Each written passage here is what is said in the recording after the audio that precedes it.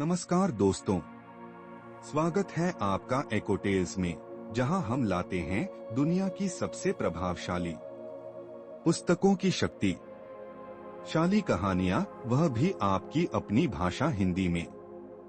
आज हम लेकर आए हैं एक ऐसी पुस्तक जिसने लाखों लोगों की सोच और आर्थिक भविष्य को बदल दिया। धनी पिता गरीब पिता।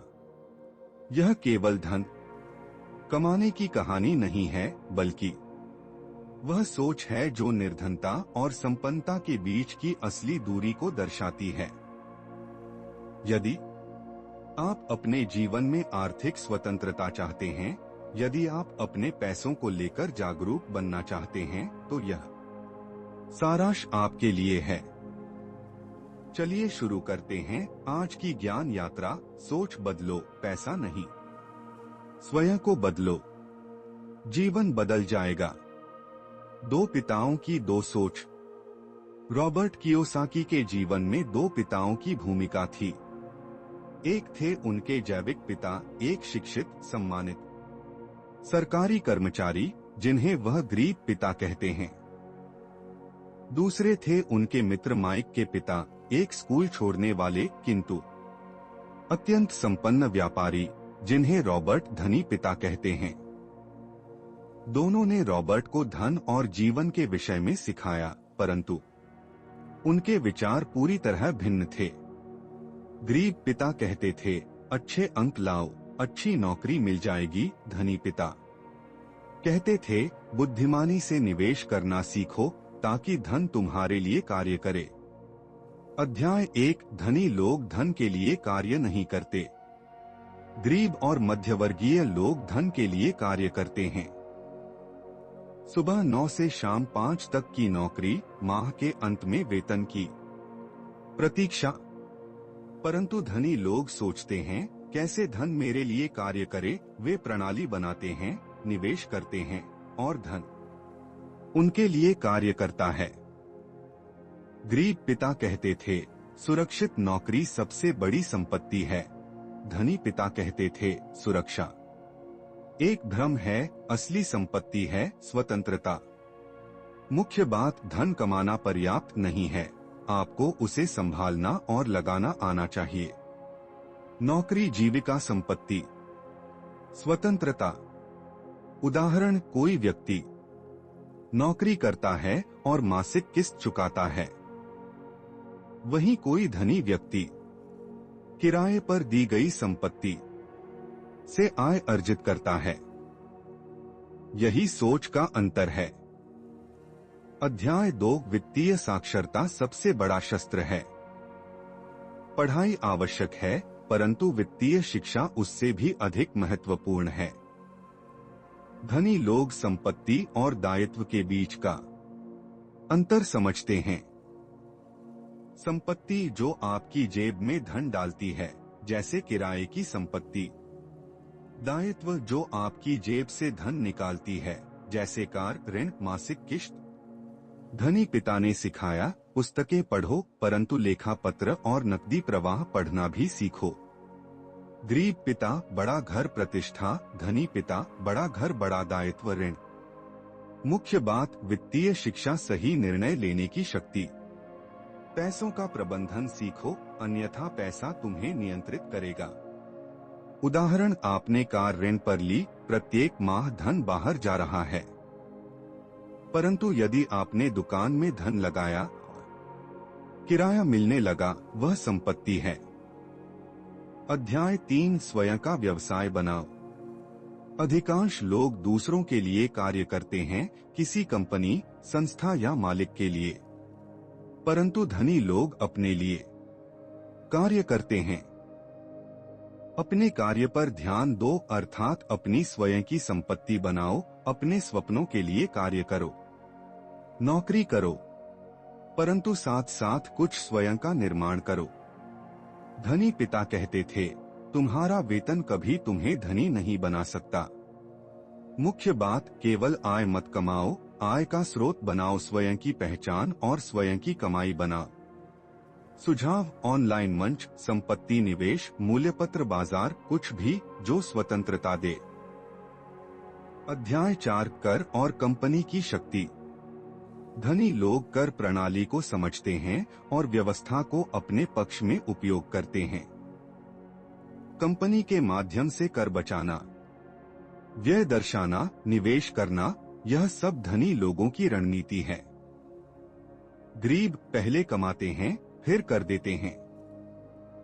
धनी पहले व्यय करते हैं फिर कर देते हैं। गरीब पिता कर देना हमारा कर्तव्य है, धनी पिता प्रणाली को समझो, कर को नियंत्रित करो।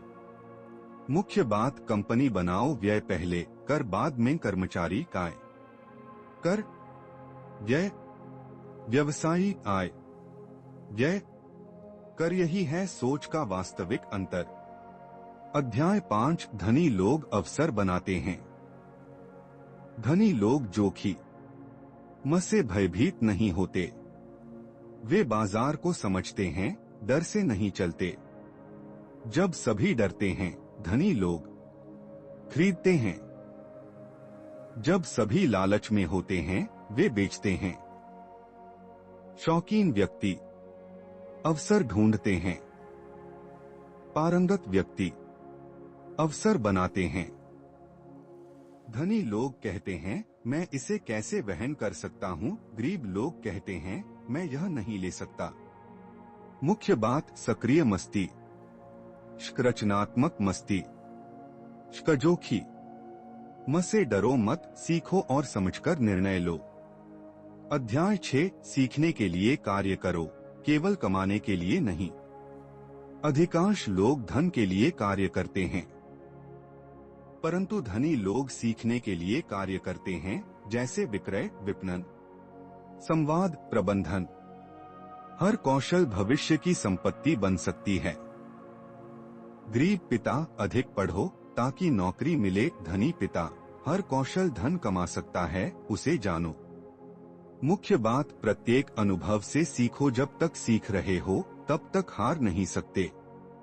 उदाहरण, एक विक्रय की नौकरी आत्मविश्वास, संवाद कला और मनोविज्ञान सिखा सकती है, जो आगे व्यापार में सहायक होगी। अध्याय 7 रुकावटें विजय के लिए होती हैं। डर, असुरक्षा, आलस्य, ये सभी संपन्नता की राह की रुकावटें हैं। धनी इनसे डरते नहीं, बल्कि इन्हें पार करते हैं। मुख्य बात असफलता सीखने का सबसे बड़ा अवसर, डर को हाँ कहना सीखो। रॉबर्ट कहते हैं, असफलता संपन्नता की सीढ़ी है। हर गलती से सीखो। अध्याय 8 आरंभ करो, चाहे छोटा हो।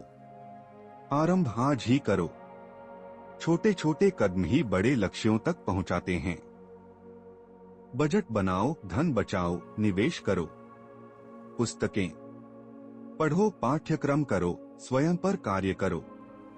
मुख्य बात 100 बचाओ, 100 रुपए सीखो, 100 रुपए लगाओ। आज से ब्रो की भांति कमाओ, परंतु बच्चों की भांति सीखते रहो। याद रखो, प्रतीक्षा मत करो, पहला कदम सबसे आवश्यक होता है। अध्याय 9 सीखो, सिखाओ और आगे बढ़ो। रॉबर्ट कहते हैं, जो कुछ सीखा है उसे दूसरों को सिखाओ। सच्ची संपन्नता केवल धन नहीं, बल्कि ज्ञान बांटना भी है। सीखना अकेले नहीं होता, सिखाने से और अधिक आनंद आता है। रॉबर्ट कहते हैं, सिखाओ और स्वयं विकसित हो। एकोटेल्स जैसा मंच चलाना असली संपन्नता का भाग है। मुख्य बात, ज्ञान तब बढ़ता है जब साझा किया जाए, दूसरों की सहायता, स्वयं में निवेश।